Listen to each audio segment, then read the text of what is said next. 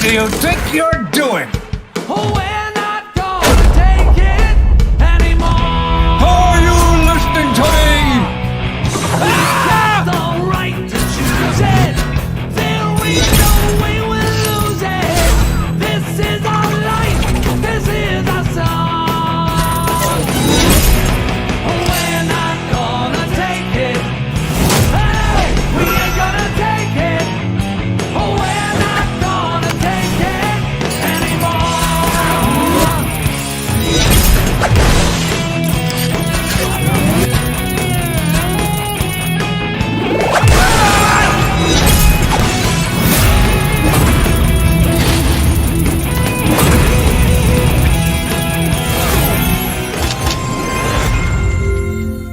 Deportes, eSports, casino online, caballos y mucho más. Regístrate ahora, deposita y cobra desde casa. Betcris.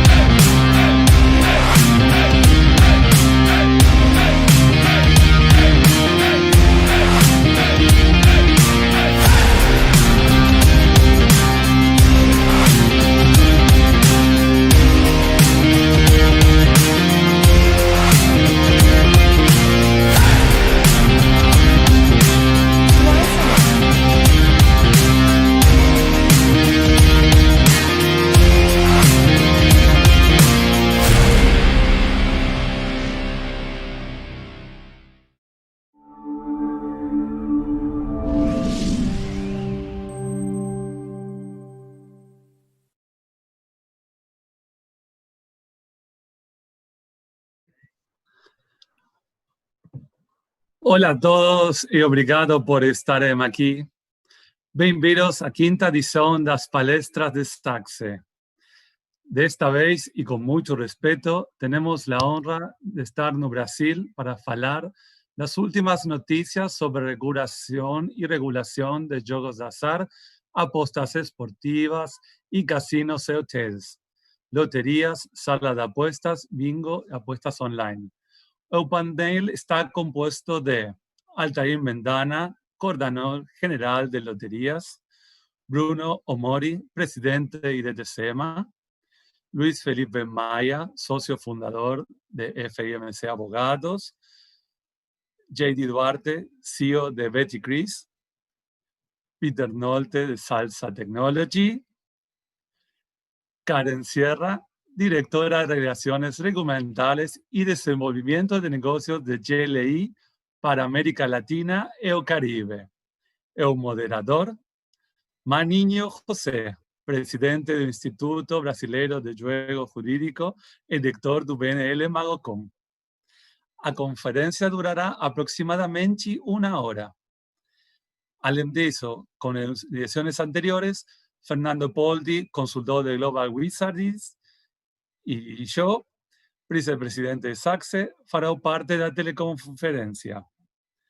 O evento será realizado em conjunto com Yogonetti International e Global Wizard, como patrocinador global, Play and Go, Golden Race y Betcris.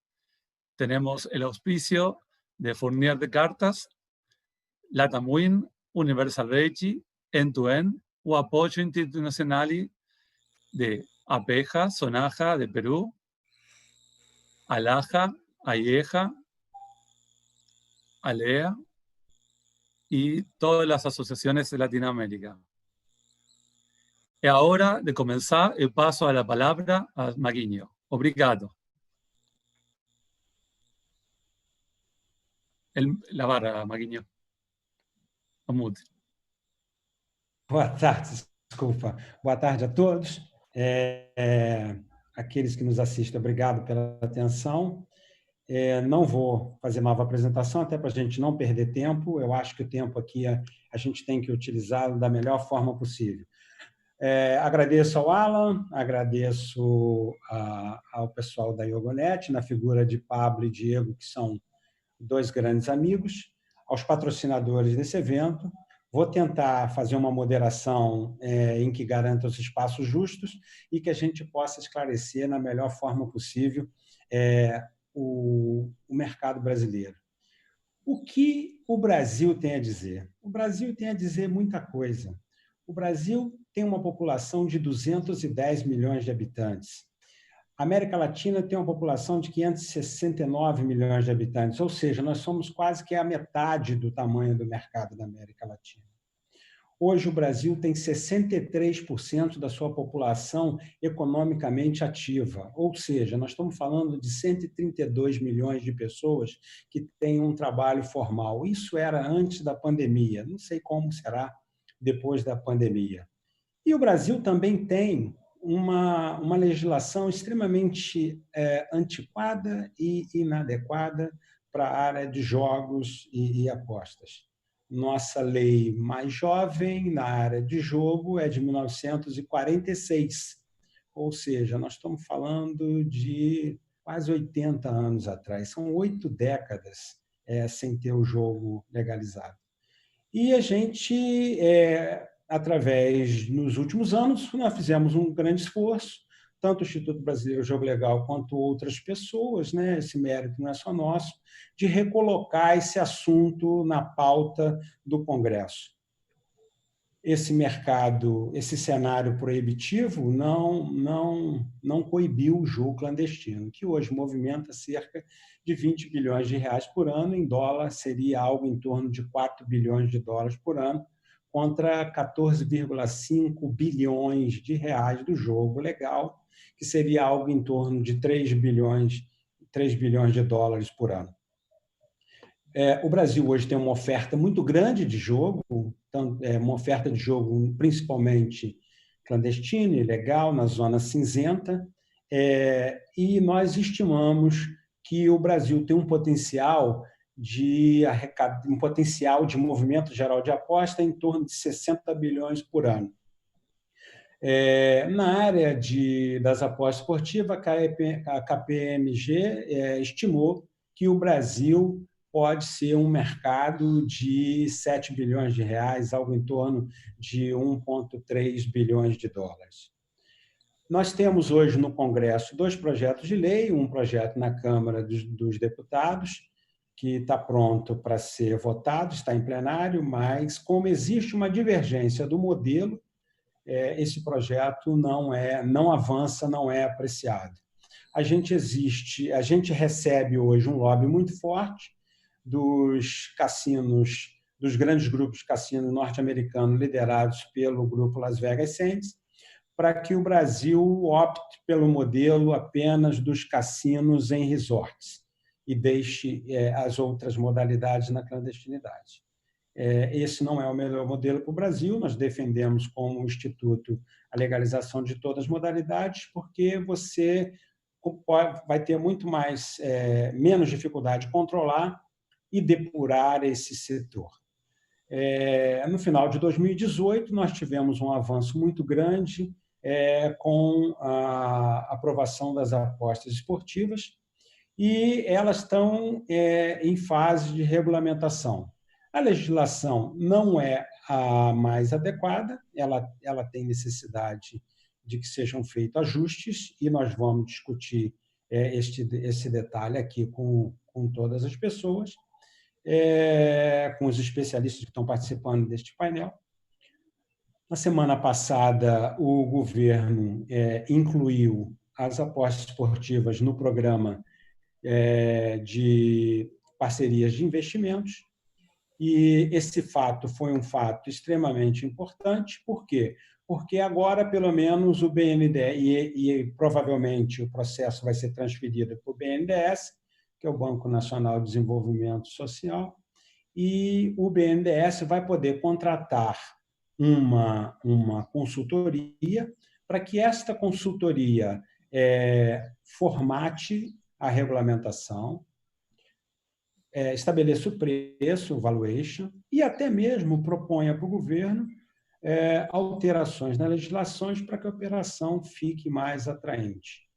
A consultoria do BNDES, a modelagem do BNDES, também vai definir a quantidade de operadores que nós vamos ter. Bom, dito isso, eu acho que a gente tem que avançar e eu deveria começar as perguntas pela princesa da live, mas eu acho que é mais coerente começar as indagações pela autoridade da live. E, com isso, a gente pergunta para o Altair Mendanha, que vem a ser longo o cargo, coordenador geral de regulação de loteria da Subsecretaria de Prêmios e Sorteios da Secretaria de Avaliação, Planejamento, Energia e Loteria do Ministério da Economia. Altair, para dar a largada, qual a importância para o processo de regulamentação das apostas esportivas pelo fato desta modalidade ter sido incluída na PPI do governo federal? Boa tarde, Vaguinho. Boa tarde a todos. Em primeiro lugar, muito obrigado pelo convite, pela participação. Estou aqui substituindo o subsecretário em razão da sua agenda bastante conturbada nesse período. E concordo com você, Maguinho, deveria ter começado com a nossa princesa assim, da live, a Karen, não sem problema nenhum, longe de autoridade, todos nós somos autoridades aqui do assunto. Bom, você já fez uma excelente explanação ao iniciar e já praticamente já deu as respostas, né, para essa inclusão. Mas o que cabe aqui a gente apontar é que com assim, o grande legado da inclusão da aposta esportiva no PPI é que agora, a partir desse momento, a sua inclusão, a qualificação dela no PPI vai implicar em dar um tratamento à aposta esportiva de empreendimento de interesse estratégico. Essa é a grande diferença.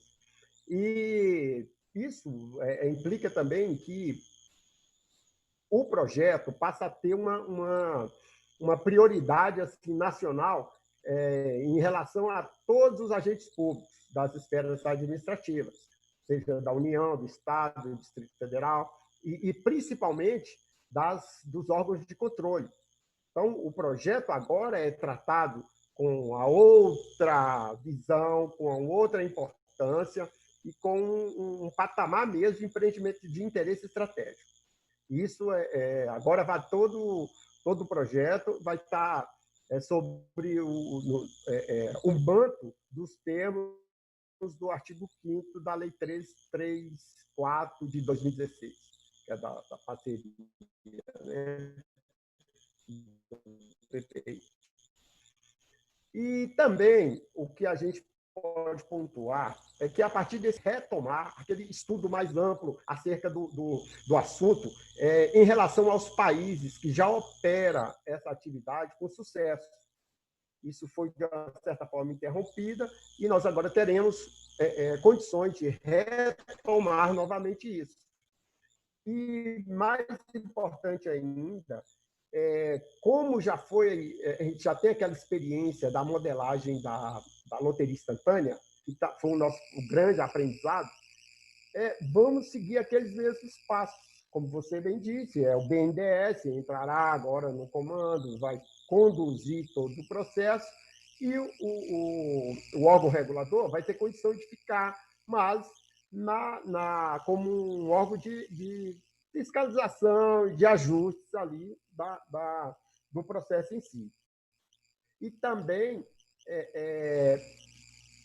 essa inclusão, todo esse processo, retomando a discussão, nós vamos conseguir agora voltar a ampliar aquela discussão com o mercado mundial, porque a gente tem a humildade de reconhecer que o assunto não está maduro, essa atividade nunca foi executada no nosso país. Então, é desafiador e é o momento da gente aprender com o que a gente já tem nas melhores práticas do mundo afora para conseguirmos fazer uma regulação atrativa para ambos os lados, mercado e governo. E tudo isso, todo esse processo da PPI, do projeto PPI, também vai conduzir todo o processo, vai converter o processo para uma segurança, uma credibilidade e uma transparência bem maior de todo o feito em si. Ok. Não responde tudo de uma vez só. Calma. Tem mais pergunta para você. Dona Karen, boa tarde.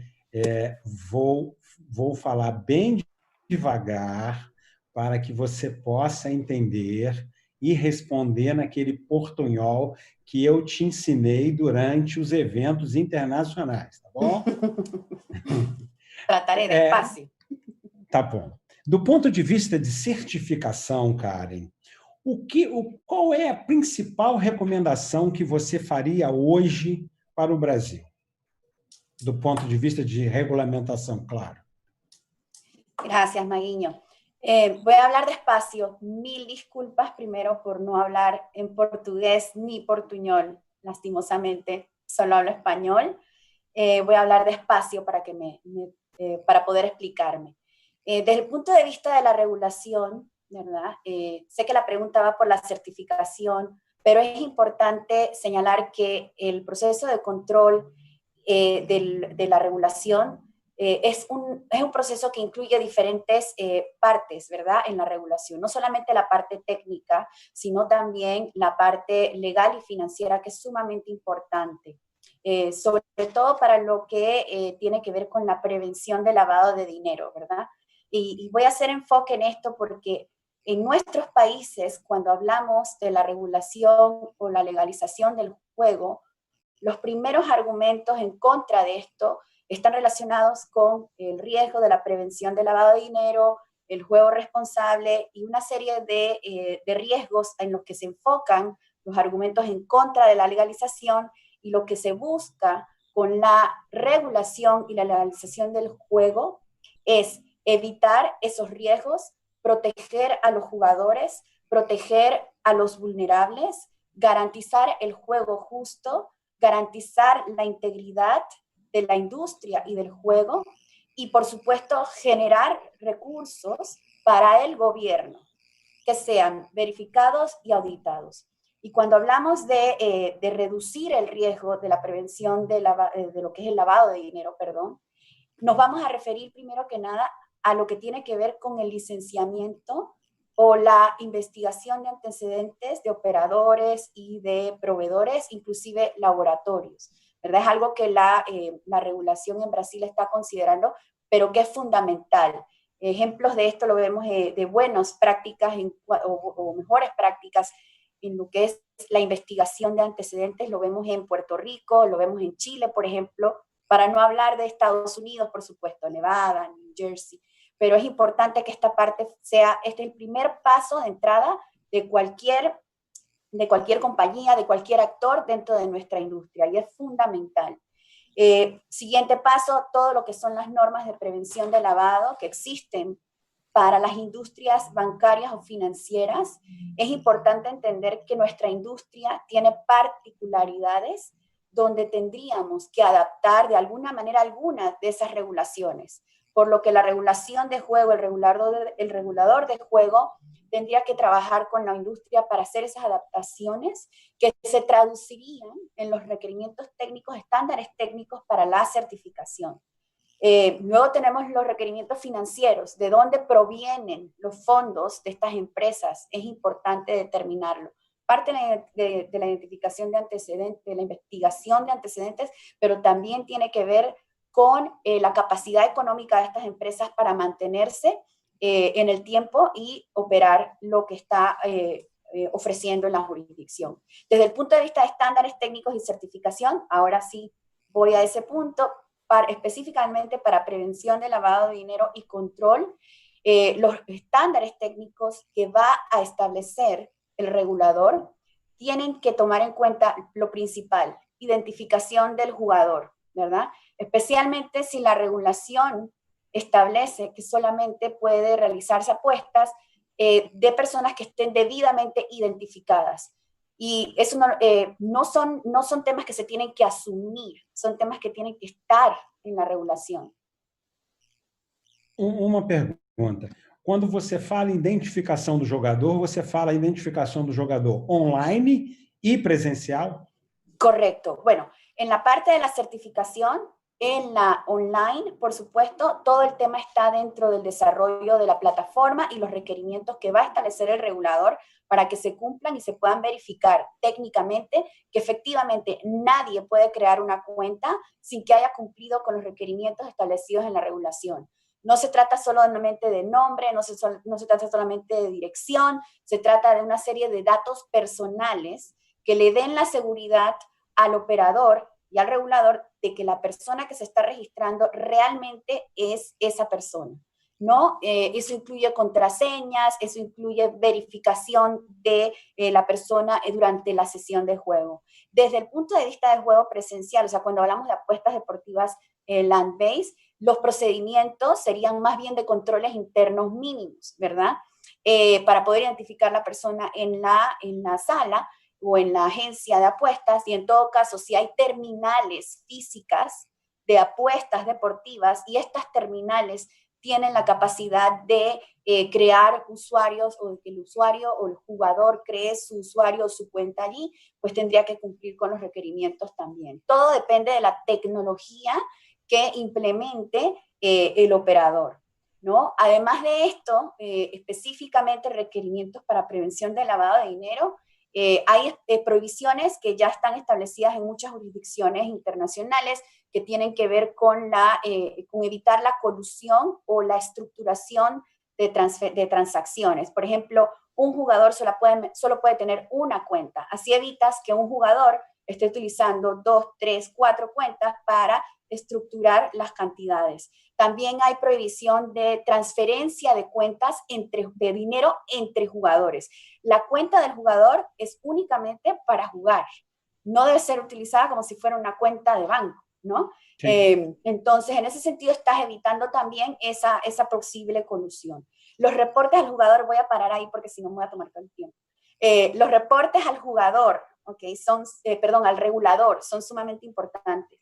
Parte de lo que establece el requerimiento, los estándares técnicos y la certificación es que el operador ponga a disposición del regulador reportes con información específica necesaria para poder verificar el cumplimiento de las regulaciones, no solamente de lavado de dinero, sino juego responsable, etc. En este caso, para lavado de dinero, los ejemplos de los reportes que se deben generar, los datos que debe presentar el operador al regulador, tienen que ver con la sesión del jugador. Cuánto gasta el jugador, cuánto recibe en premios, cuánto retira, ¿verdad? Cuánto deposita. ¿Por qué? Porque de allí el regulador tendrá el análisis para verificar el cumplimiento de los reportes. Ainda não fale sobre lavagem, porque minha próxima pergunta para você, na próxima rodada, vai ser especificamente sobre isso. Luiz Felipe Maia, vamos para você. Luiz é um advogado que estuda bastante esse mercado, tem conhecimento, viaja, participa dos eventos e ele vem acompanhando as legislações variadas do mundo todo. Na sua opinião, Luiz, para que os investidores estrangeiros tenham segurança para investir no Brasil, me cite 2 ou 3 legislações que têm essa segurança jurídica e o que a gente tem que fazer para garantir essa segurança para que os investidores internacionais venham para o Brasil.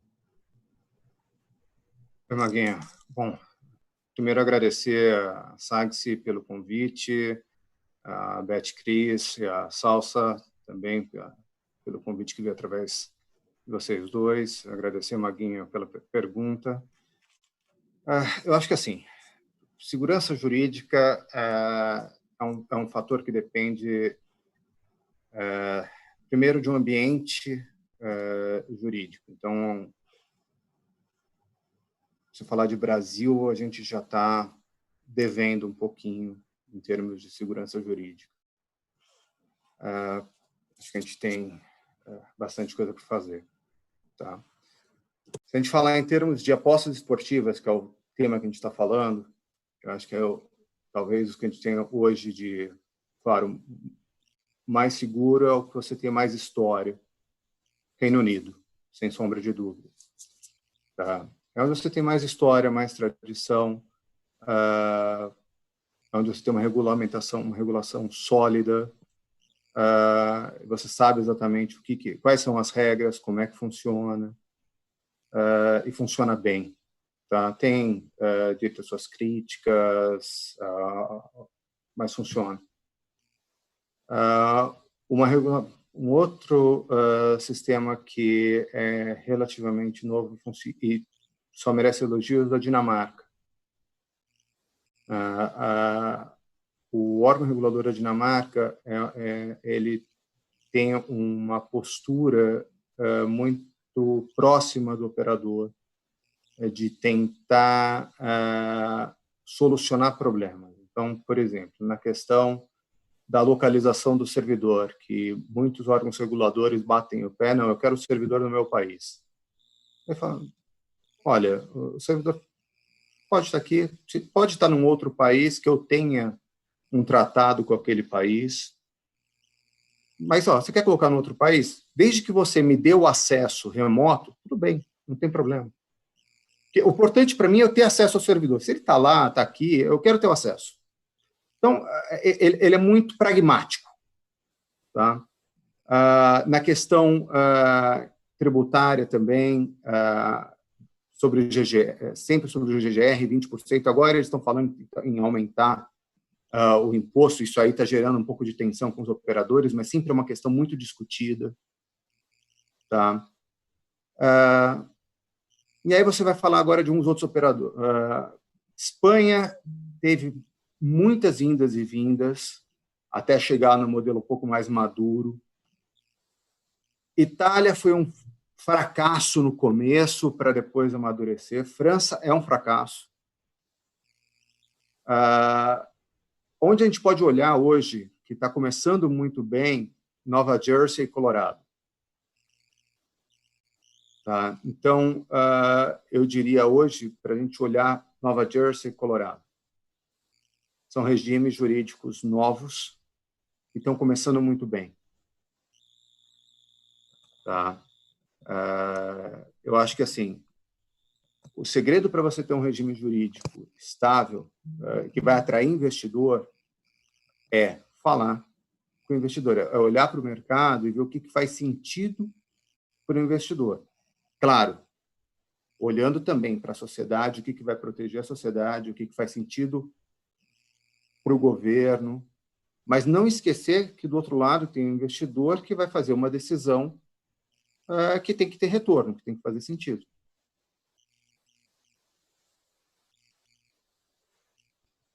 Obrigado, Luiz. Eu acho que deu uma congelada aí. Não deu, não. Obrigado, Luiz. Eu vou voltar daqui a pouco com mais uma rodada com outras perguntas para você. Peter Nolte. Peter, vou deixar você para depois. Vou pegar o Duarte agora, porque para ficar assim, vai ao exterior e volta ao Brasil. Fica mais fácil.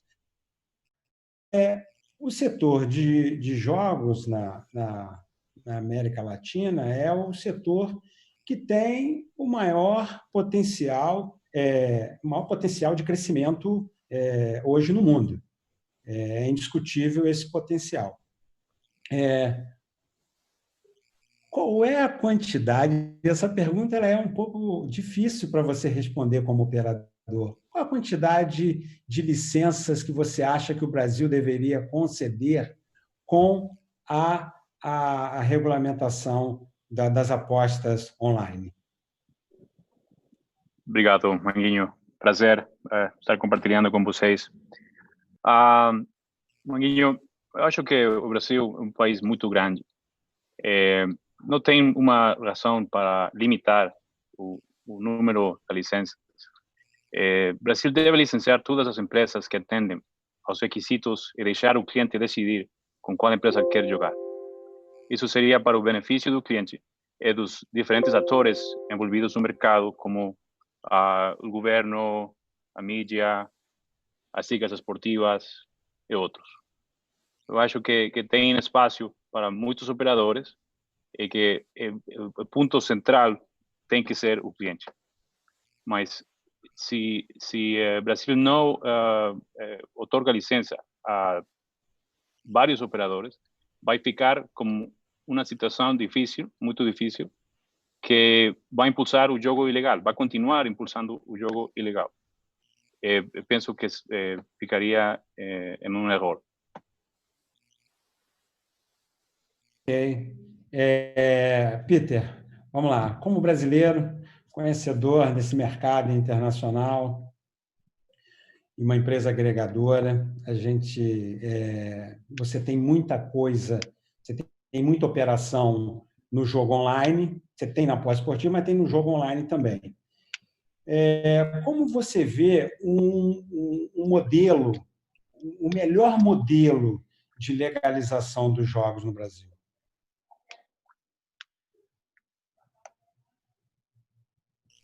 Áudio. Está sem áudio. Agora estamos, né? Ok. Muito obrigado, Maguinho. Obrigado, Alan. Obrigado a todos pelo convite. Tá? E vou tentar responder isso da melhor forma possível, né?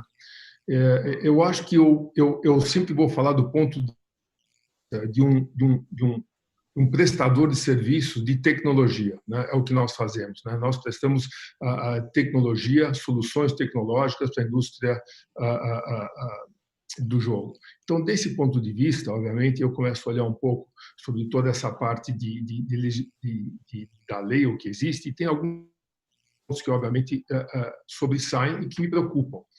Uma coisa, e a primeira coisa que me chama a atenção, é que a lei não é uma lei criada especificamente para o jogo de apostas esportivas, ela é baseada numa lei de loterias. Sendo baseada numa lei de loterias, ela já tem um ponto que é preocupante, que é o que eles chamam de payout, né? Ou seja, que existe um limite de pagamento, né? Ou seja, que eles querem estipular um montante ou percentual de mínimo de pagamento. Jogo esportivo não funciona assim, né? Apostas de esporte é completamente diferente, né? Nós temos aqui, basicamente, nós temos as cotas, tá? As pessoas depositam, elas jogam e rejogam, né? O jogo e rejogo é chamado turnover, né? E o que o operador cria, tá? É o que a gente chama de, alguns chamam de GGR, outros chamam de hold, né? Hold talvez seja o nome mais correto para isso, né? E isso cria uma margem, tá? Então, o jogador, o operador, ele trabalha com uma margem sobre o jogo e rejogo. Isso depende muito das cotas, depende muito do imposto que ele tem que pagar, do valor das cotas que ele tem que colocar e da margem se vai aumentar ou diminuir. Tá? Então, é muito difícil você estipular. Assim como o aposta esportiva, o jogador pode ganhar também. Nós temos aí jogadores profissionais que podem ganhar, entendeu? Então, não é uma coisa que você pode estipular um payout. Então, essa é a primeira preocupação. Tá? E essa preocupação já me leva ao fato de, será que essa lei é propícia ou será que essa lei tem que ser modificada, para ser mais adequada a jogos esportivos, né? Então, eu diria que outro fator que é bastante preocupante é a tributação, né? A tributação que a gente tem falado é com base em turnovers, ou seja, jogo e rejogo. Mas isso é impossível, isso não existe na parte de apostas esportivas, né?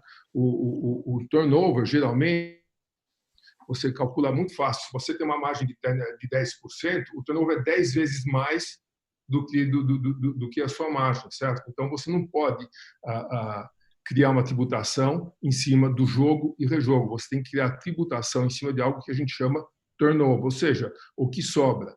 A definição do turnover é muito clara, né? É o depósito, tá? Menos o dinheiro que o jogador tem em conta não jogado, menos os seus saques ou ganhos de prêmios. Isso é o que nós chamamos de GGR ou hold.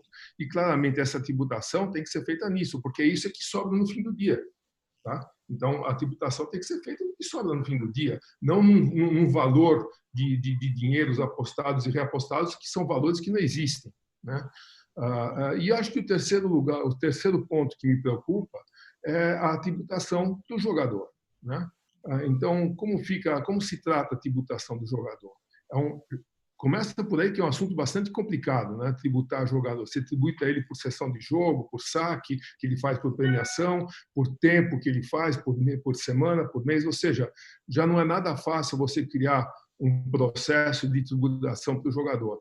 Então, isso são, diria, os 3 pontos que mais me preocupam na lei que existe hoje. E a minha grande esperança é que se poderia, não sei se seria possível, modificar essa lei para ela ser mais adequada a apostas esportivas. Ok. Bruno, você está aí? Ô, Bruno, legal. Sim, Maguinho. Tá bom. Bruno, o Bruno é da área de turismo, né? Ele é ex-presidente da BIH de São Paulo e atualmente é presidente do IDT SEMA. E o Bruno vem acompanhando esse processo de legalização dos jogos em Brasília e esse debate que está sendo estabelecido. Nós temos hoje 2 modelos em cima da mesa. Nós temos o modelo do marco regulatório, que legaliza todas as modalidades, e tem o modelo defendido por um grupo pequeno, 7% dos parlamentares defendem esse modelo, sendo que 52% dos parlamentares defendem a legalização de todo o mercado, mas tem 7%, 7,2%, bem influente, que defende esse modelo de cassinos em resorts integrados. A minha pergunta para você é, do ponto de vista do trade hoteleiro, qual é o melhor modelo de legalização hoje dos jogos no Brasil? Olá, Maguinho, boa tarde a todos os amigos. Quero agradecer a Betcris pela indicação e ao Alan pelo convite. Cumprimentar também o amigo Luiz Felipe, e aí o Altair, a Karen, o Peter, o Duarte e o Fernando. E é o seguinte, Maguinho, primeiro fazer uma conceituação rápida, porque eu sei que a maioria dos que acompanham nem conhece muito do turismo. O turismo mundial, ano passado, movimentou 1,5 bilhões de pessoas viajando pelo mundo. Isso gerou 1,8 trilhões de dólares de exportações, né? Então, é um número muito expressivo, ele significa já 10% das exportações do mundo e mais de 15% dos empregos gerados no mundo é com o turismo.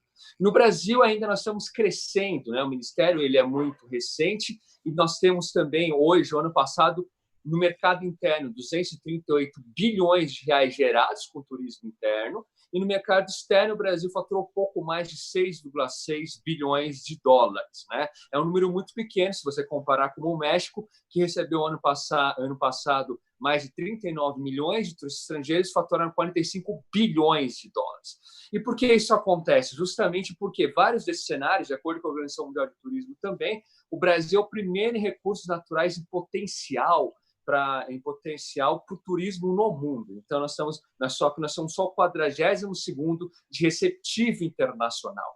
E aí da importância de colocar o turismo como fator de desenvolvimento econômico do Brasil. Porque se o Brasil faturou 6 bilhões de exportações, o México 42, os Estados Unidos 212 bilhões de dólares de exportações, é o momento da gente trabalhar esse mercado para gerar emprego, renda e divisas para ser aplicado aí em saúde, educação e segurança, que é a base. Deixar só o modelo da agricultura e trabalhar o turismo como modelo econômico. Da mesma forma, nós enxergamos que o jogo pode ser uma saída da gente trabalhar e de fortalecer o destino Brasil, né? Se a pessoa vai para Ilhabela ou vai para o México, muitas vezes as praias são tão bonitas quanto, os hotéis são tão bonitos quanto, mas aqui não tem jogo e lá tem. Não é que a pessoa vai só jogar, mas acrescenta no destino.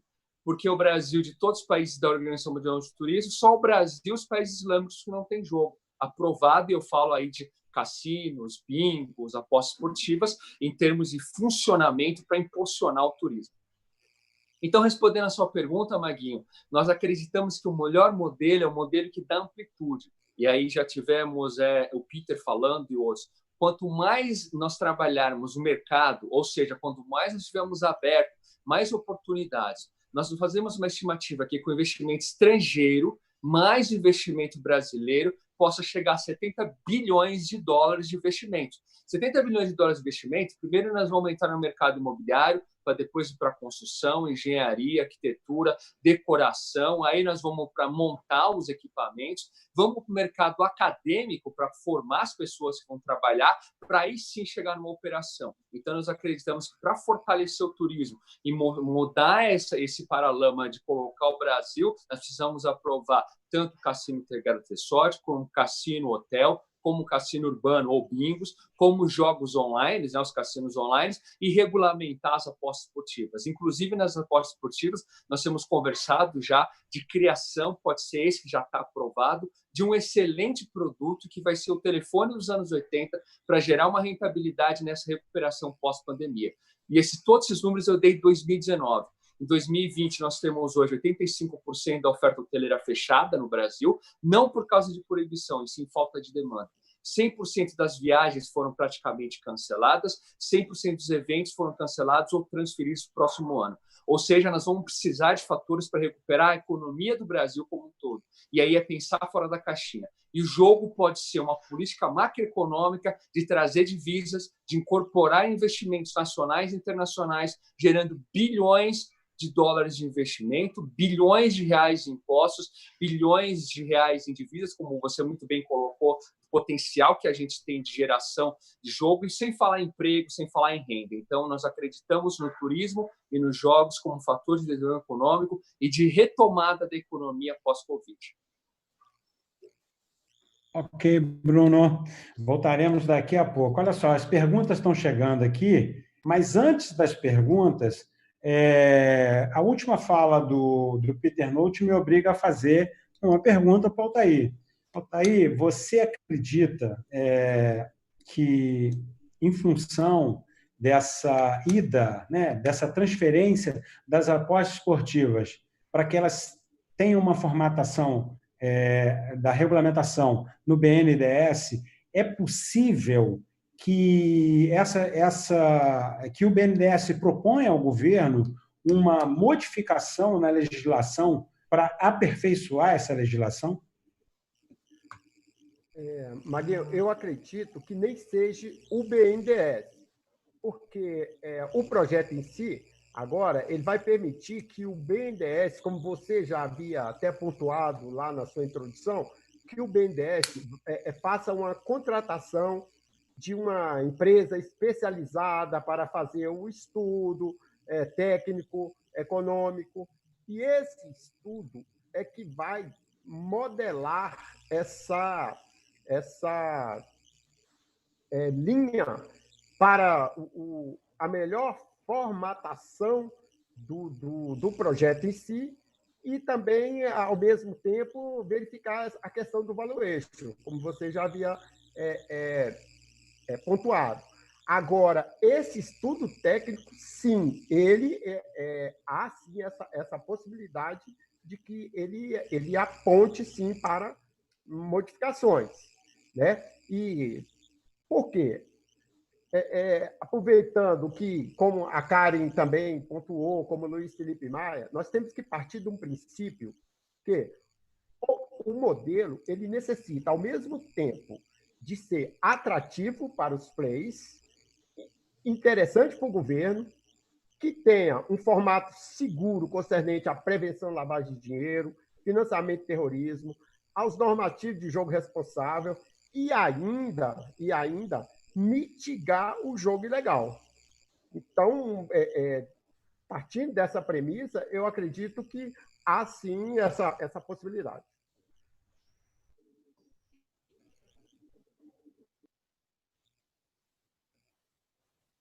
Áudio, Maguinho, áudio. Desculpa. Olha só, tem uma pergunta aqui, só para dar dinamismo, eu acho que a participação é importante. Na sequência, agora seria a Karen. Karen, eu vou te pular. Eu vou até o Duarte, porque eu acho que é uma visão de América Latina, tá? É uma pergunta aqui da Costa Rica. A legalização do setor de aposta esportiva na América Latina provou não ser atraente o suficiente para os jogadores, permitindo que eles continuem usando plataformas offshore, além de plataformas locais ilegais, acima das empresas sob legislação local. Isso gera um fator de condicionamento para o investidor ao entrar nesses mercados. Como a legislação brasileira pode superar essa desvantagem? Depois eu volto com você, Karen. Sí, obrigado, Manguinho. Vou falar espanhol, ok? Desculpas. Esta es uma pergunta muito importante. Mas por favor, habla despacito. Despacito. Voy divagando.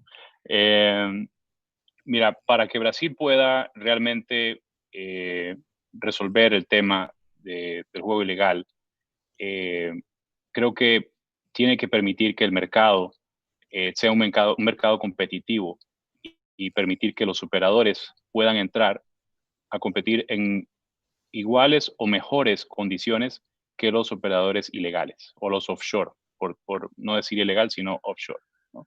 Hay soluciones tecnológicas para bloquear operadores offshore, pero el jugador siempre va a intentar jugar con quien le da el mejor producto, ¿no?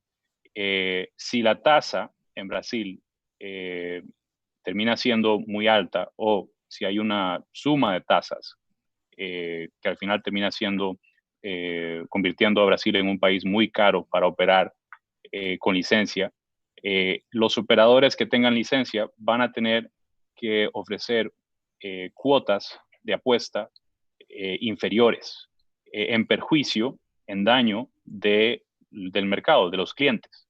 Entonces, esto fomentaría que continúe el juego ilegal porque los operadores offshore o ilegales podrían ofrecer algo mejor que los operadores con licencia. Otro factor, y apoyando lo que dijo Peter, que ojalá fuera posible revisar no solo la regulación, sino la ley, si el producto online es solamente apuestas deportivas, quedará mucha gente todavía buscando jugar en otros productos online, como los juegos de casino por Internet. Las jurisdicciones más exitosas en regulación han agrupado el juego online y la licencia, si bien hay diferentes categorías, un mismo operador de juego online puede ofrecer apuestas deportivas, puede ofrecer juegos de casino online y otros juegos. Y de esta forma, el cliente no tiene que ir a buscar a otro operador, precisamente uno ilegal o que esté fuera de Brasil, para poder obtener lo que está buscando. Eso me parece que puede ser algo muy importante. Y pues por razones obvias, también el que pueda tener un costo alto la licencia de entrada podría convertirse en una barrera de entrada que no es que vaya a beneficiar a los operadores que tengan la licencia, sino que va a fomentar que muchos operadores se queden trabajando desde fuera, ¿no? Entonces pienso que esos puntos son muy importantes.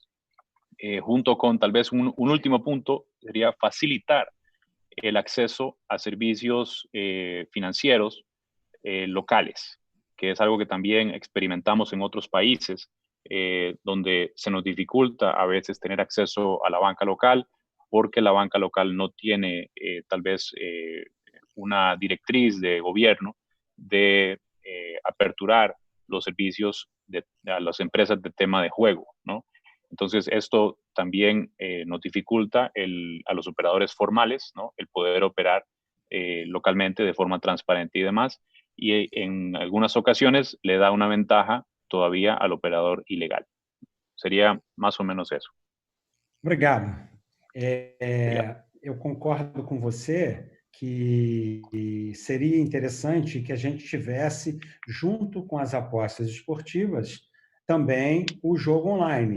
Só que a nossa legislação que foi aprovada, ela é só de aposta esportiva.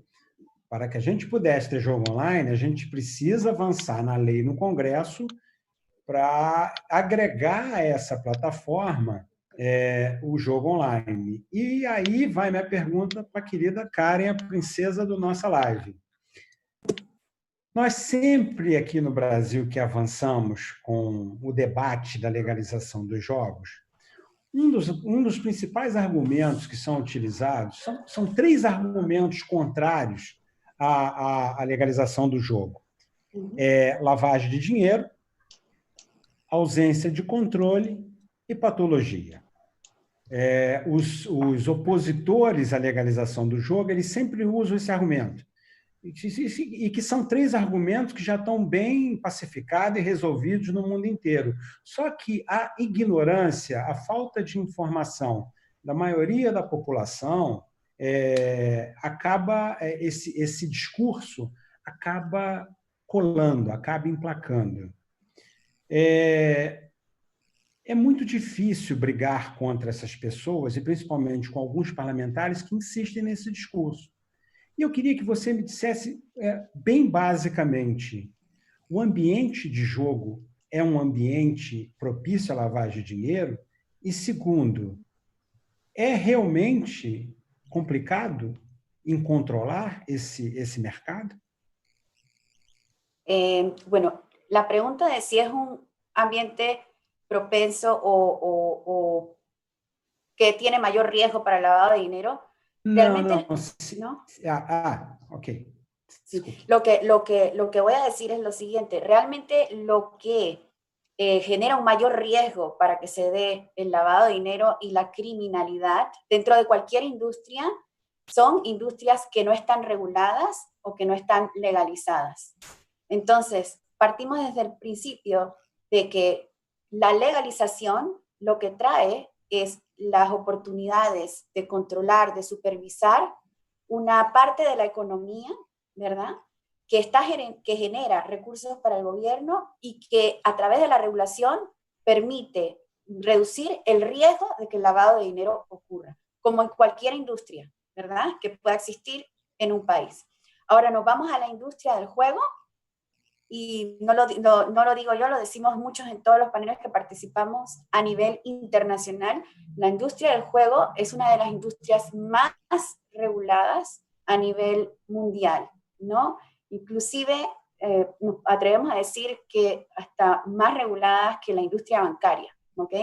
Donde no solamente el control va a partir del operador, de las compañías que están envueltas, va a partir de los jugadores, va también con relación a los proveedores que son parte de la operación. Todo lo que mencioné en la primera pregunta, todos esos requerimientos a partir de la regulación, legales, financieros y técnicos, son evidencia de que nuestra industria cuenta con ejemplos muy puntuales para prevenir el lavado de dinero en nuestras operaciones y que puede adaptar esos requerimientos que existen en la banca, en los sujetos no financieros para prevención de lavado a nuestra industria. Es un requerimiento básico para cualquier jurisdicción que regule el juego, incluir este tipo de regulaciones para prevenir el lavado de dinero. No quiero decir que la industria del juego tiene más riesgos que ninguna otra, porque el riesgo está en la ilegalidad, cuando no está regulado y cuando no está legalizado. Si nos vamos a lo que tiene que ver con prevención de la ludopatía o el juego responsable, ¿verdad? Me voy a regresar a lo que conversaba en la primera pregunta. Identificación del jugador, cuenta del jugador. ¿Esto qué genera? Genera las oportunidades para que la regulación también le dé, ¿verdad?, al operador herramientas y al jugador herramientas para prevenir la ludopatía y para promover el juego responsable. El jugador debe tener la capacidad de establecerse límites él mismo, ¿no? Límites de gasto, límites de depósito, límites de tiempo de sesión de juegos. El jugador tiene que tener la posibilidad de autoexcluirse él mismo si considera que está teniendo un problema. Uma pergunta. Você defende que na regulamentação esses limites devam ser estabelecidos na regulamentação? Limite de valor de aposta? Hay dos maneras de hacerlo. Una es que se dé vamos a llamarle autolimitación, que el jugador sea el que tenga la posibilidad de ponerse sus propios límites. Eso es lo que vemos en nuestras regulaciones de Latinoamérica, ¿verdad? Hasta ahora. Hay otras jurisdicciones que establecen la misma regulación, un límite, y que no lo escoge el regulador, sino que lo establece el regulador. Y en esa, no quiero decir si está bien o mal, pero mencionaba anteriormente mencionaba Peter, entre más atractivo es el juego o la oferta que tiene el operador para un jugador, el jugador va a decidir a dónde quiere jugar, regulado o no regulado. Y hay ciertos límites que son establecidos por el regulador que no necesariamente responden a la realidad de todos los jugadores. Por ejemplo, yo le digo a un jugador, la regulación dice que el jugador no puede hacer depósitos de más de $500. Pero si el jugador es un jugador con un poder adquisitivo grande, $500 no es lo mismo para un jugador que tiene un buen poder adquisitivo que para un jugador que no tiene, que tiene un salario menor, ¿verdad? Entonces, esos límites pueden ser contraproducentes si no se analiza exactamente cuál es el objetivo que se está buscando con la regulación y que sea realmente efectivo y que no termine perjudicando tampoco a la industria regulada y beneficiando al ilegal, ¿no? Entonces, es importante, ¿no?, que el regulador tome esas decisiones con información y en base también a la experiencia de cómo han tenido las dos opciones efectos en las jurisdicciones donde está regulado, ¿verdad? Ahora, con relación a lo que es el control y la supervisión, si continuamos en esa misma línea con los estándares técnicos y la certificación, nos vamos a lo que son los reportes, como mencionaba anteriormente. Esos reportes que va a generar el operador para el regulador, que no solamente tienen el objetivo de prevenir el lavado de dinero a través del análisis, ¿verdad?, que se haga de esos reportes de la operación, sino que también tienen el objetivo de apoyar el esfuerzo de prevenir la ludopatía y proteger al jugador y el juego responsable. De todos estos límites que hablamos anteriormente, el regulador tendría la oportunidad de verificar si realmente son implementados en la cuenta de los jugadores que lo han definido así. Puede también determinar, analizando la información del jugador, si el jugador tiene problemas de juego y si debería el operador enviar mensajes específicos para ese jugador que está presentando esa situación. Es parte del protocolo y del marco de juego responsable que tendría que establecer el regulador para apoyar ese proceso de análisis de esos reportes que técnicamente son establecidos en la regulación y certificados a partir de lo que se hace la certificación en el laboratorio. Y bueno, todo lo que tiene que ver con ciberseguridad también, ¿no? Es parte de lo que permite evitar lo que es el fraude y la manipulación, ¿no?, de información y da seguridad al operador para su continuidad del negocio, sin extenderme mucho más en ese tema. Gracias, Karen. Eu ainda volto a você daqui a pouco. Alan me disse agora que nós estamos com pico da audiência. Que ótimo. Eu fico feliz que a gente conseguiu atingir o pico aí com 55 minutos de live.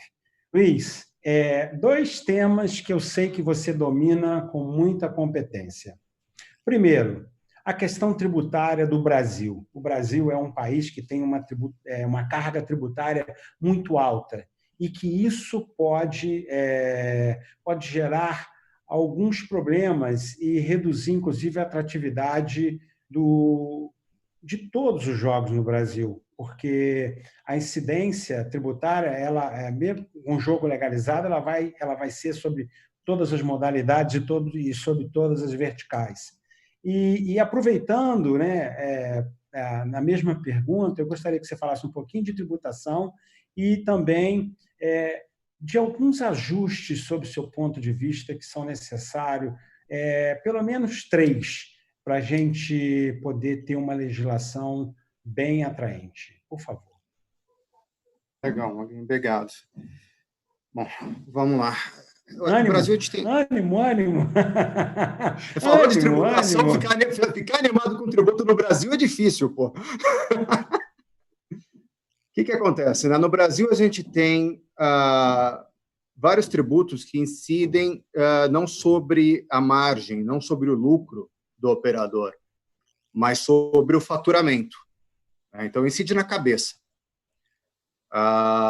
PIS e COFINS são 2 exemplos. Então, PIS e COFINS, que no lucro real, que é onde a maioria dessas empresas estarão, eles vão incidir sobre faturamento. Então, você já tem aí 9,25% do faturamento. Tá? A gente teve agora uma notícia boa, que foi uma decisão do STF, num caso envolvendo o Jockey Club brasileiro, em que ele decidiu que o ISS, o Imposto sobre Serviços, foi uma decisão boa e ruim ao mesmo tempo. Ele decidiu que incide sobre apostas, que era uma discussão se incidiria ou não, porque é uma obrigação de fazer, mas decidiu que incide, mas que incide só sobre a margem, só sobre o GGR. Tá? Então, você tem o ISS sobre o GGR, então tem o PIS e COFINS sobre, em princípio, cheio. Tá? Aí você tem imposto de renda, contribuição social sobre o lucro real. Isso dá o quê? Algo em torno de 16%? Olha... Se o ISS for de 5, acho que dá 16,33%. Vamos lá. O problema é o seguinte, o ISS você vai ter que cobrar, são bases diferentes. Tá? Então, se você estiver falando de um GGR, como está propondo a lei, de 8%, tá? Então, 5% de 8%, então você vai ter aí 0,4%. Então, só aí você já mais os 9,25%, 9,65%. Você vai terminar aí com uns 12% de imposto nisso, mais os que estão na lei. E o problema é que a lei já te dava uma tributação altíssima. O fato é que, quando você chegava ao ponto de pagar mais imposto do que você faturava. Tá? Então, qual que é a moral da história? Não dá para pagar imposto sobre uma coisa que não é sua. E aí tem uma tese tributária que não foi testada ainda, tá? É nova. Inclusive, eu estou escrevendo um artigo sobre ela, que é a seguinte. A lei 13756, ela estabeleceu os repasses. Todos os repasses ela estabeleceu sobre o faturamento. Só que esse faturamento não é receita do operador. E aí você tem 2 razões pelas quais esse faturamento não é receita do operador. Primeiro, pela definição do Código Civil do que é aposta. Então, pelo direito civil, o que é aposta? Aposta é o contrato entre 2 ou mais partes em que elas decidem que uma vai pagar para aquela que disse sobre um evento futuro e incerto o resultado certo. Tá? Então, 2 ou mais partes concordam que aquela que disse o resultado certo no futuro evento vai pagar de um evento futuro incerto, aquela que acertar vai receber das outras um valor. Vai receber quando? No futuro, depois do evento. O que significa isso? Que a transferência do valor, a transferência jurídica do valor, o pagamento, só acontece depois do evento. Ou seja, apesar da transferência do dinheiro acontecer antes para o operador, juridicamente o pagamento só acontece depois. Isso significa o quê? Que quando o apostador ganha, ele nunca pagou a aposta, ele só recebeu o prêmio. O que significa que em todas as apostas vencedoras, o operador nunca teve receita. O que significa que tudo aquilo que é a aposta vencedora nunca entrou no faturamento dele. Como é que isso pode ser base de imposto se nunca foi faturamento dele? Consequentemente, aquela forma de cálculo da lei já está furada. Além disso, o próprio STF, agora você já tem uma decisão com repercussão geral, já reconheceu que não pode ser base de cálculo de imposto, de tributo, o valor da aposta cheia, quando aquilo não repercute, quando aquilo não é o valor que fica com o operador. Então, para mim é muito clara a inconstitucionalidade daquela norma. E isso vai ter que ser tratado, assim, provavelmente vai ter que ser alterado antes de começar a operação ou vai estar sujeito a questionamento. Tá? Ok. Então, e agora me dá 3 ajustes que seriam necessários, assim, básicos na legislação atual. Mudar a base de cálculo para o GGR, porque senão vai ser inconstitucional. Tá? Segundo, a inclusão de norma penal, porque se você não tiver uma norma penal, você não tem atratividade para um operador. E aí é importante a questão do marco temporal da norma penal, porque não adianta você colocar uma norma penal com eficácia automática, ela tem que ter eficácia só a partir do momento que as licenças começarem a valer no Brasil. Porque se você começar a norma penal agora, você vai ter um momento de insegurança jurídica em que você tem o investidor querendo vir para cá, mas esse investidor já está lá fora e ele pode ter um cliente brasileiro que já estava no site dele e ele não vai querer fazer um investimento numa licença com risco de estar cometendo um ilícito no Brasil. Então, essa norma penal ela tem que ter um marco temporal muito específico de que ela só vale a partir do momento em que as licenças no Brasil começarem a operar. Então, tem que ter um ajuste muito fino nessa norma penal. Tá? Então, mudança da base de cálculo, norma penal e a tributação dos ganhos dos apostadores. Porque não adianta você fazer isso tudo e tributar o apostador, porque você está dizendo para ele, olha, vai procurar o cara lá fora o ilegal, porque lá você não vai ser tributado. Então, o apostador não pode sentir no bolso desvantagem para apostar no site ilegal. Ainda que você tribute um pouco mais o operador, o jogador tem que sair ileso. Então, se você pega em outras jurisdições, todas aquelas que eu falei, Dinamarca, Reino Unido, Espanha, ou o jogador não é tributado, ou ele, no final do ano, tem que ir lá e recolher o imposto dele, com base nos ganhos e perdas que ele teve no final do ano. O que não dá é que ele vai lá, perde, finalmente ganha, vai pagar imposto.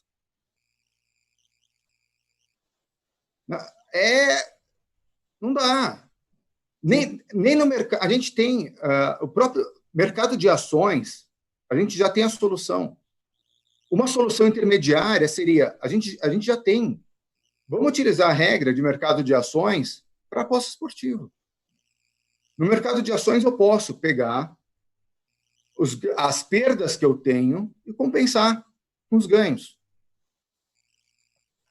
Eu poderia utilizar isso para as apostas esportivas. Por que a gente não pode fazer isso? Agora, do jeito que está, não é imposto de renda, é imposto de perda. É sacanagem com o apostador. Então, eu acho que esses são os 3 pontos críticos. Além disso, eu acho que a lei vai precisar tratar do regime de outorga. Ela vai ter que ir lá, falar que vai ser concessão, como é que vai ser o regime da concessão, a duração da concessão, etc. Ok. Luiz, obrigado. Meu professor Alan está me dizendo aqui que o meu tempo está caminhando para o fim. Mas eu ainda tenho 2 perguntas para fazer, Alan. Eu preciso fazer essas perguntas porque essas pessoas vão ficar em desvantagem. Além disso, tem pergunta de leitor aqui também. E indagações. Tem aqui o Cláudio Barra dando parabéns para a Karen, que foi muito bem explicada a questão dos parâmetros de controle. Cláudio Barra. Tem uma pergunta aqui do Leonardo Batista para o Duarte, perguntando se é possível manter, com a regulamentação da aposta esportiva, manter uma multiplataforma, em que você tem aposta esportiva e tem um link para o offshore. Eu, particularmente, acho que é muito difícil o governo permitir isso. Mas, olha só, mais 2 perguntinhas, e eu peço que vocês sejam breves nas respostas. Peter, para você. Nós vimos agora, recentemente, nessa questão da pandemia, o mundo mudar. E a nível de regulamentação, qual é a preocupação que se tem para que essa legislação não envelheça? Eu acho que isso é um assunto extremamente importante, porque a pandemia mudou a nossa relação. E, na mesma sequência, depois eu preciso perguntar para o nosso Altair, para ele ainda participar com a gente, e uma curiosidade que todo mundo tem. Se o ingresso das apostas esportivas no programa de desestatização vai agilizar o processo. Mas primeiro vamos para o Peter. Vamos lá, Peter.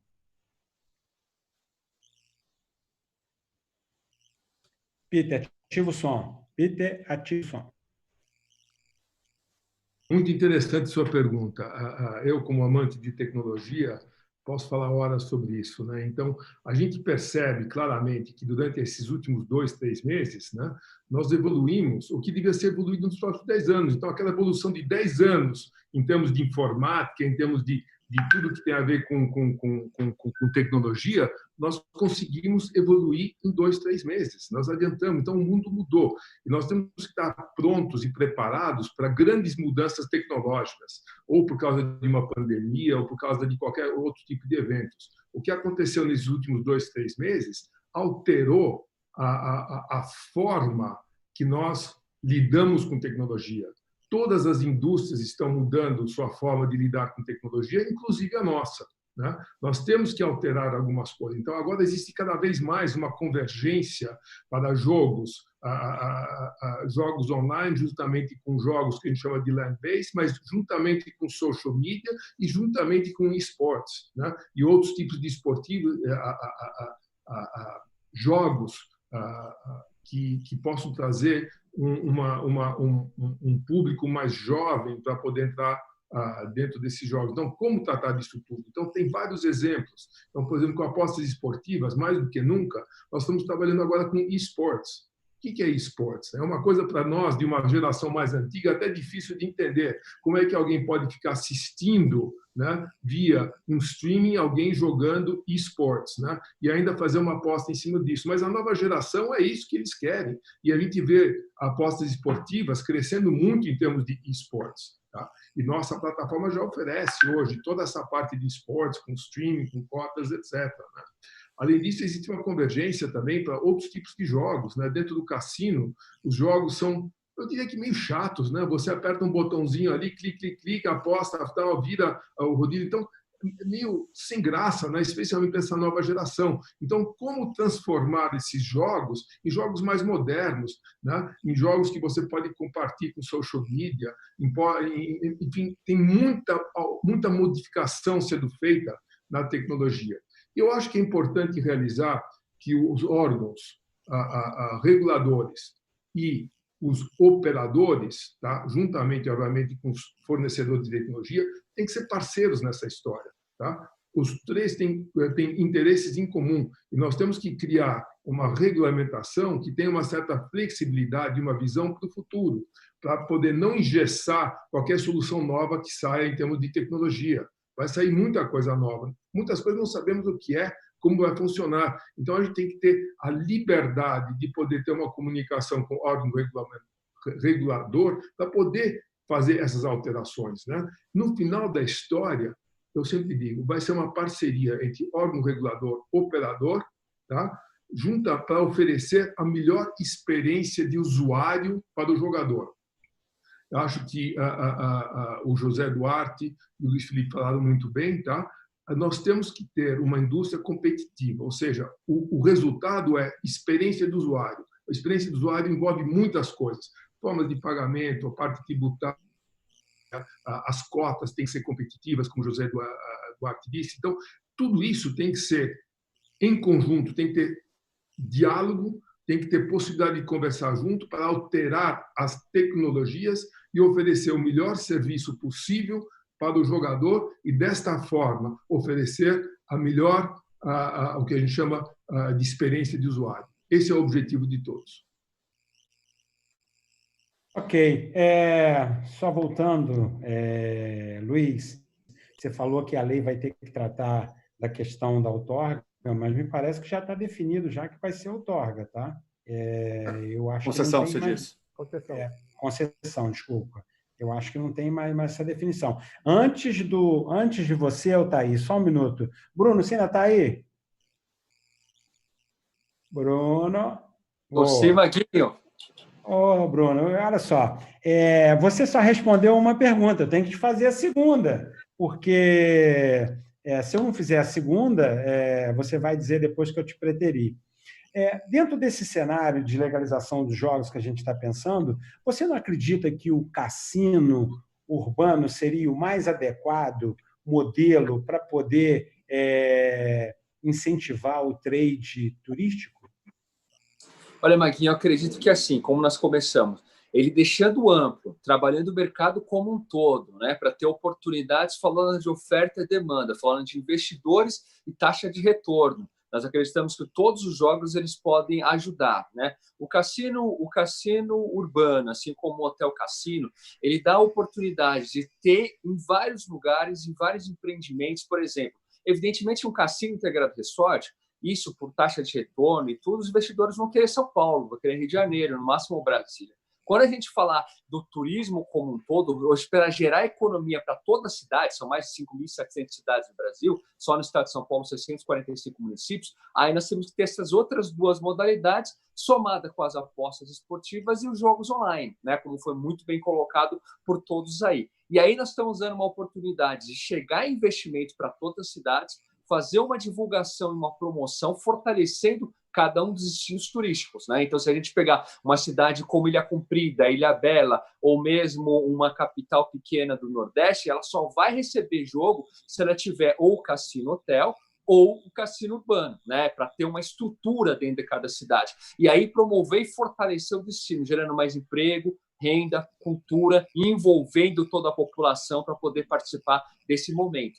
Tem, inclusive, já um conjunto nós tivemos até com o Luiz uma reunião com um secretário que vai coordenar os secretários de turismo dos estados do Nordeste, porque os estados do Nordeste nós explicamos bem claramente, se ficar só o cassino integrado, o resort, muitas vezes não vão receber nada, eles vão ter que vir aqui para São Paulo para jogar na capital paulista e não vão chegar no Nordeste, de repente, teria uma possibilidade muito remota. Agora, se ele tiver o cassino urbano ou o cassino hotel, juntamente com as apostas esportivas, porque eu falo das apostas esportivas já estão aprovadas, imagina que a gente pode montar um esporte bar dentro de cada um dos hotéis ou dentro de um parque temático, para ter essas apostas esportivas online e físicas. Lá com o Sport Bar, ele pode fazer uma interação, como existem hoje nos Hard Rocks de Tosa, pode ter um Sport Bar e isso com a aposta esportiva. E aí nós enxergamos que isso pode ser um grande ganho para aumentar, inclusive, a rentabilidade de cada um dos municípios brasileiros, trabalhando de uma forma abrangente, de uma forma como, eu diria que, de uma forma mais democrática e dando oportunidade para todos acessar. E, Maguinho, jamais nós ficamos como preteridos, somos amigos, estamos juntos em várias ocasiões, participamos de vários lives, você é uma grande referência aí no nosso mercado de turismo também. Porque o que acontece?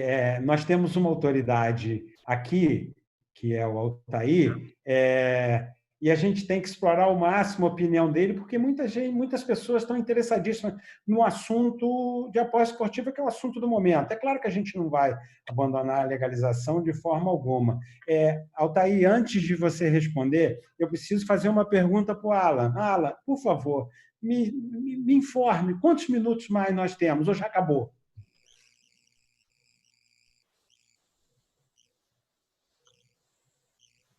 Tenemos unos 5 o 10 minutitos. Então Una bom. pregunta más. Una pregunta Uma más. pergunta mais. Mais um. Tá, então a pergunta agora vai junto com a despedida, ok? Altair, eu vou te deixar para o fim. Por que eu vou te deixar para o fim? Porque se você responder agora, as pessoas vão embora, entendeu? E você, como autoridade, você vai ficar para o fim. Agora eu vou começar pela Karen. Karen, olha só, eu preciso te fazer essa pergunta. Por que eu preciso te fazer essa pergunta? Porque existe um preconceito muito grande aqui no Brasil com relação à máquina de rua. E as máquinas de rua não vão acabar de uma hora para outra. As máquinas de ruas tendem a acontecer o que aconteceu com o jogo do bicho. Ou seja, eles foram proibidos em 1941 e 79 anos depois, ele ainda está aí, ele faz parte da cultura popular. Existe possibilidade de controle de máquina de rua? E com essa resposta eu te peço, inclusive, para você fazer a sua despedida, por favor. Sí, efectivamente sí. Cualquier tipo de dispositivo de juego, ¿verdad? Es susceptible o es posible de controlar. La clave está, como lo he mencionado durante todas las preguntas, en la regulación, ¿verdad? No podemos asumir que todas las tecnologías se van a comportar de la misma manera para los efectos del control, todos los proveedores, todas las máquinas, todos los sistemas.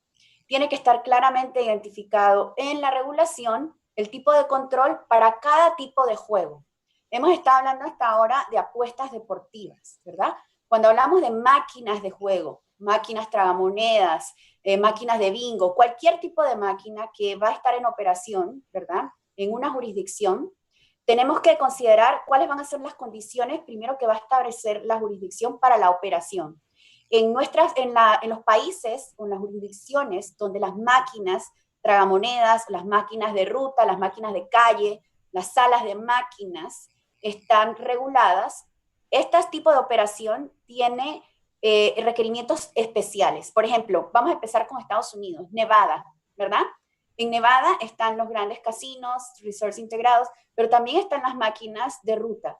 Son máquinas que la Junta de Control de Juegos autoriza para operar en lugares específicos, como bares, como supermercados en algunas ocasiones, como en tiendas de gasolineras, ejemplo, ¿verdad?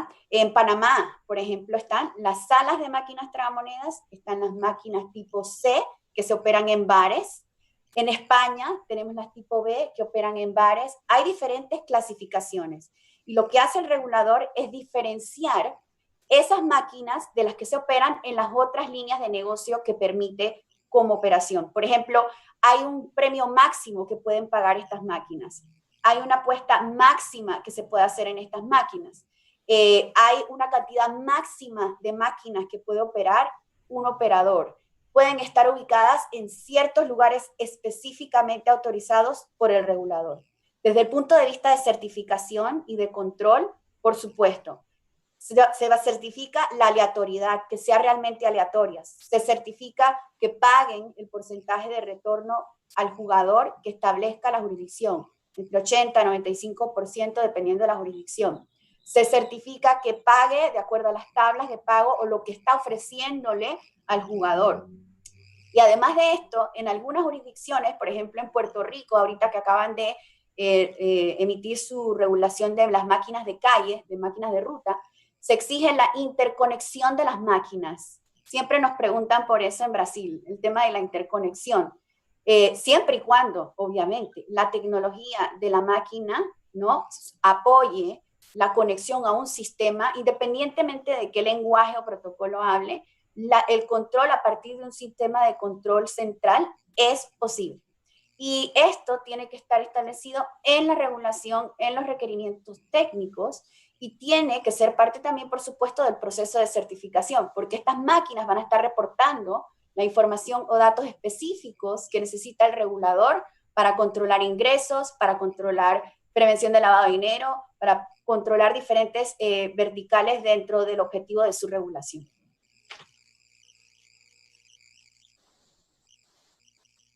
Não se oye. Desculpa. E eu te peço para despedir, porque acabamos de ter mais uma boa notícia. Karen, é sucesso, nós tivemos um novo pico de audiência. Ah, sim? Que bem! Sim! Está na hora da sua despedida. Foi só você falar que nós atingimos o pico. Só a última palavra, Karen, despedindo já, porque... No, realmente, brevemente, realmente, gracias nuevamente por la oportunidad. Creo que lo importante de estos foros es explicar que nuestra industria es una industria regulada, una industria controlada, es parte importante de las economías de nuestros países y que al regular le estamos quitando a la ilegalidad. Y que independientemente del camino que decida tomar el regulador, ya sea regular una parte de la operación, apuestas deportivas, después casinos, después juego, lo importante es concentrarnos en que en lo que está siendo regulado ahora se haga bien para que sea un ejemplo de lo que puede ser positivo mañana, que sea un argumento más para luchar contra los que están en contra de la regulación y legalización de otras verticales de juego, que sí se puede controlar y sí se puede mantener la industria fuera del crimen. Graças, Karen. Luiz, você, a pergunta final e a sua despedida. Como brasileiro estudioso desse mercado, qual o modelo ideal para o Brasil? E ânimo, por favor. Modelo ideal do Brasil. Eu não sou contra a legalização de nenhum vertical. Tá? Eu acho que a gente tem que ser cauteloso com a liberação de tudo ao mesmo tempo. Eu não conheço, estudando vários países do mundo, eu não conheço nenhum país que fez isso. Eu sempre falei, eu sou cauteloso, eu acho que a gente não pode errar. Eu acho que a gente tem que tomar muito cuidado. A gente não pode dar chance para azar, a gente não pode fazer como fez na época dos bingos. A gente tem que fazer qualquer legalização agora de uma forma muito pensada, de uma forma muito bem feita, para que isso se sustente para os próximos 100 anos, e não para que seja uma coisa que daqui a 5 anos vai ser fechada e a gente fique depois mais 50 anos no vácuo.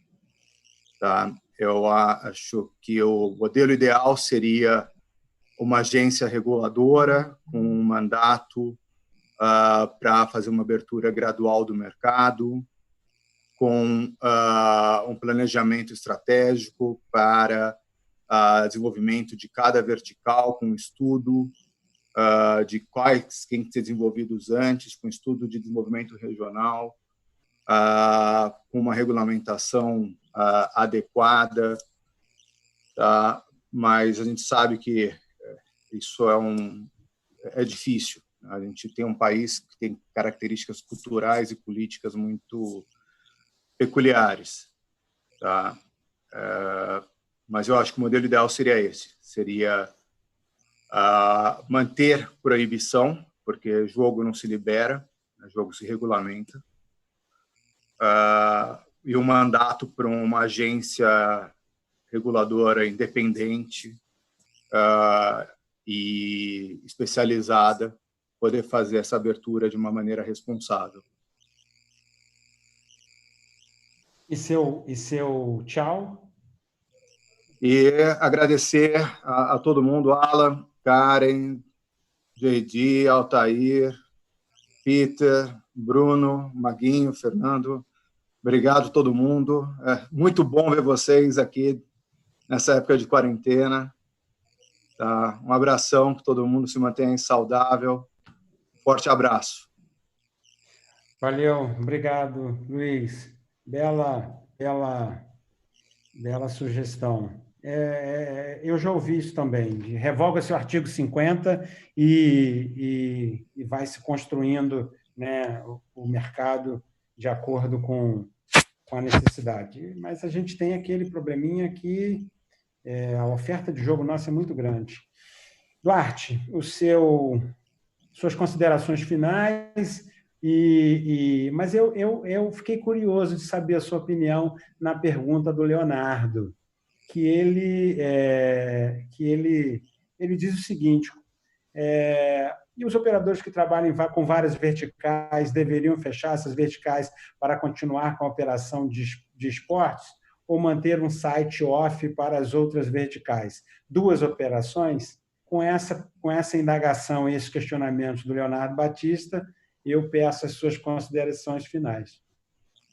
Sí, obrigado, Manguinho. Pienso que no va a ser posible mantener una identidad local. Si la compañía es seria, va a aplicar por la licencia, siempre que tenga sentido, ¿no?, las condiciones de la licencia, y va a tener que ajustarse a la regulación. Y si la regulación dice que solo podemos ofrecer apuestas deportivas, pues solamente vamos a ofrecer esto. Ya lo hacemos en varios países, donde la regulación es muy específica y permite en algunos casos todo, en otros casos solamente apuesta deportiva. No es lo mejor. Vuelvo a decir que idealmente estaríamos ante una legislación y regulación para juego online, no solamente apuesta deportiva. Pero si al final empezamos por apuestas deportivas, lo veo muy bien. Es un comienzo y a partir de ahí pues podremos construir lo que sigue, ojalá de la mano de una agencia reguladora, decía Luis Felipe, que entienda del negocio, porque tal vez uno de los problemas más grandes que tenemos es la falta de conocimiento. Funciona el negocio. En muchos países hemos acompañado el proceso y en algunos países creen que es como una lotería, en otros países piensan que es como un casino, y la verdad que el juego es muy dinámico. Y también, como decía Peter, la tecnología y las tendencias nuevas, junto con lo que los clientes vayan pidiendo, va a ir cambiando el producto también. Y las nuevas generaciones pues piensan muy diferente. Entonces tenemos que estar un paso adelante para poder mantener el negocio bien activo, ¿no? Hay algo que, no sé, en español se dice que la necesidad es la madre de todas las invenciones. Y algo que decía ahora que si bien en muchas industrias se dice que nos hemos quedado estancados un tiempo, hemos perdido tiempo durante esta pandemia, yo creo que muchos hemos estancado, nos hemos ajustado y hemos aprendido mucho y ahora va a ser necesario aplicar eso, ¿no? Entonces, nada, y como despedida, muchas gracias, Saxe, muchas gracias, Manguinho, Karen, Peter, Bruno, vamos a ver, Altair, ¿quién se me queda por ahí? Fernando, Luis Felipe, no podía faltar. Muchas gracias. Estos espacios son muy importantes para poder compartir opiniones, intercambiar también, aprender, porque siempre aprendo algo nuevo y ojalá pues se sigan dando. Así que un abrazo a todos a la distancia, ¿ah? Y estamos en contacto. Gracias, Duarte. Aqui no Brasil também falamos que as dificuldades é a mãe de todas as oportunidades. A gente entende essa expressão. Peter, sua consideração final, e como brasileiro, como Luiz Felipe, eu tenho que te fazer essa pergunta. Na sua opinião, qual é o modelo adequado para o Brasil na legalização dos jogos? O áudio, por favor, Peter. Sempre o mesmo. Em primeiro lugar, muito obrigado, Alan, muito obrigado, Maguinho, muito obrigado a todos que estão participando aqui. Realmente gostei muito de participar aqui, ouvir a opinião de cada um de vocês. A gente sempre aprende alguma coisa né? Então, muito obrigado. Quanto a qual a legislação ideal, eu acho que não existe uma legislação, uma regulamentação perfeita. Tá? Eu acho que o ideal é a gente adaptar uma regulamentação para o Brasil, para a realidade do Brasil. Tá? E eu ainda sou da opinião que se diz em inglês, né? Simple is beautiful, né? Ou seja, mantê-la o mais simples possível, tá? E que seja uma regulamentação, como eu disse antes, que seja uma parceria, tá? Entre o regulador e o operador. Tem que ser bom negócio para os dois, mas tem que prever as novas tecnologias e tudo que nós conversamos aqui hoje durante essa 1h30, que acho que foi muito proveitoso, tá? E que espero que os futuros reguladores possam tomar isso em consideração e lembrar, vamos manter algo simples, vamos manter alguma coisa que funcione para o bem de todos. Nós temos aí o jogador, nós temos o operador, nós temos o regulador. Tem que funcionar para os três. Tá? Se não funciona para os três, não é um bom negócio. E com isso, eu me despeço. Um abraço para todos. Valeu.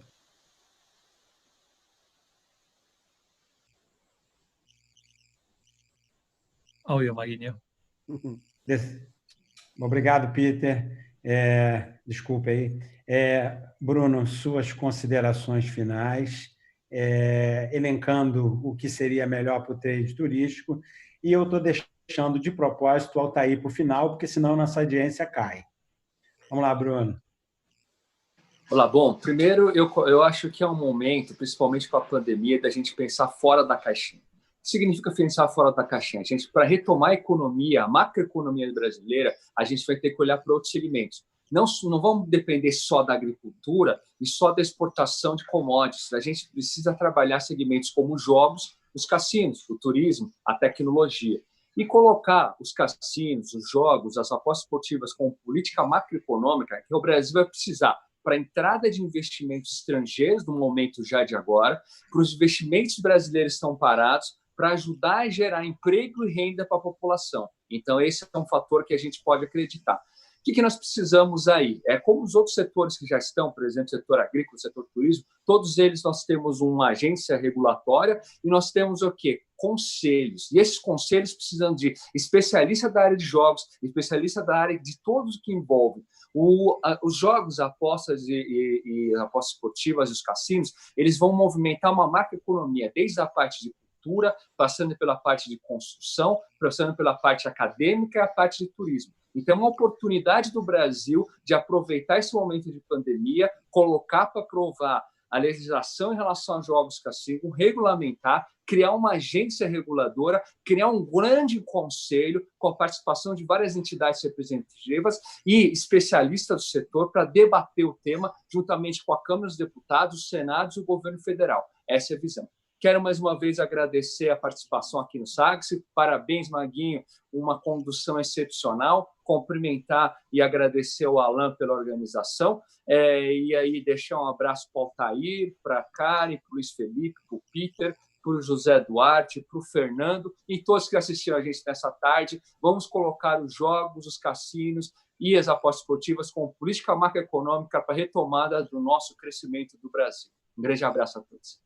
Ok. Valeu, Bruno. Obrigadão. Eu confesso também que gostei e me apaixonei pelo debate. Altair, no fechamento, te deixei por último de propósito. E é claro que eu tenho uma pergunta final para você, que é o que todo mundo quer saber. A importância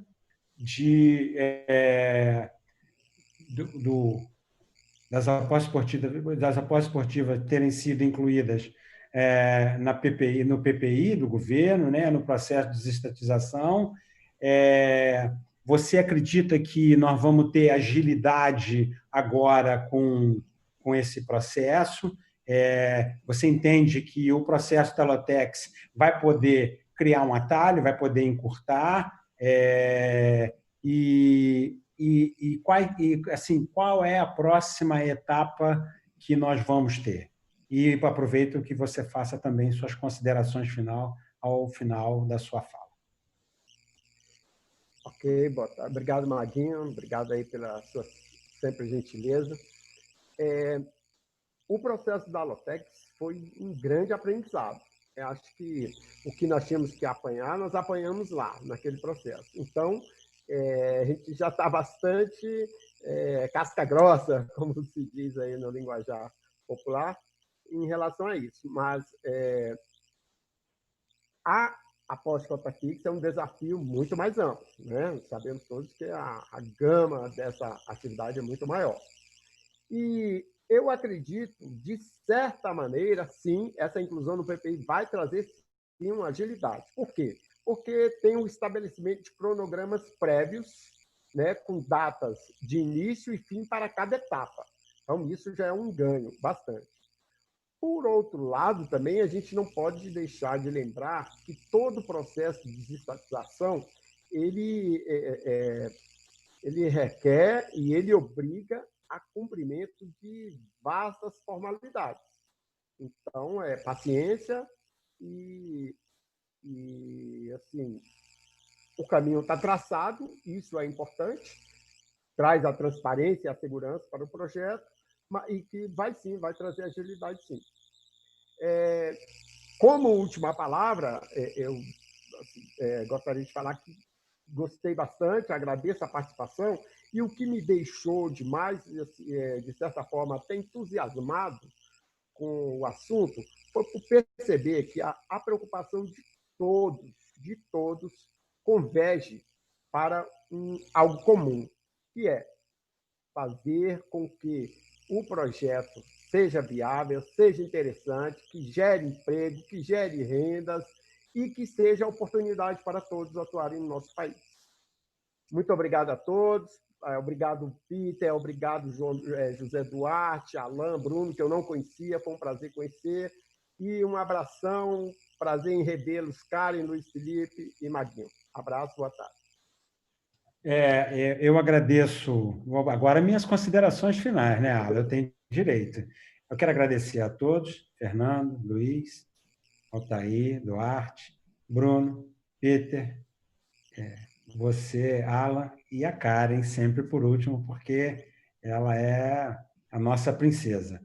Eu quero deixar registrado aqui também um parabéns. Eu quero parabenizar e deixar registrado a atuação da SECAP na figura do Valdir Eustáquio Júnior. O Valdir brigou muito para que esse processo de regulamentação das apostas esportivas fosse inserido no programa de políticas de incentivo do governo, de investimento, do PPI, porque ele sabe que, com a entrada do BNDES nesse processo, nós vamos ter agilidade e vamos ter uma opinião baseada num estudo bem fundamentado para, caso haja necessidade de fazer alguma modificação, essa proposta venha de um terceiro e não venha de dentro do próprio governo.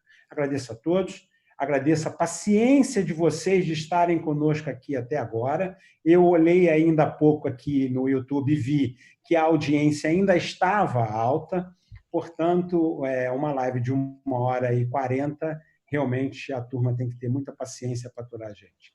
Obrigado a todos. Alain, é com você o fechamento.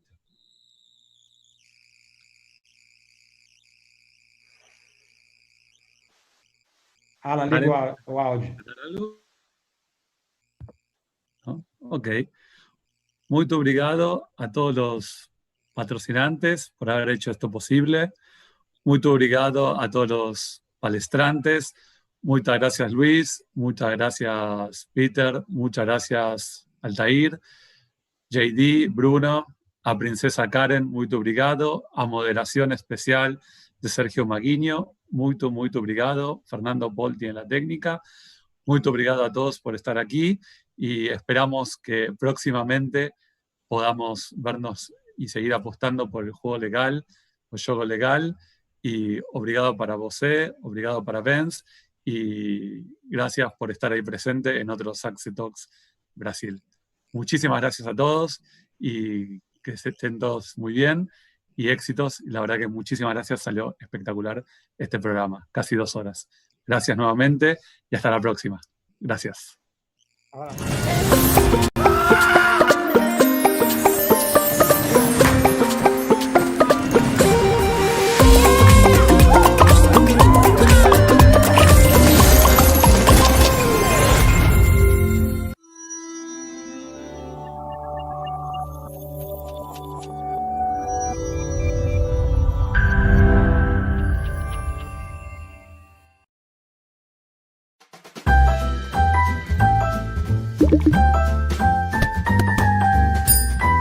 Thank you.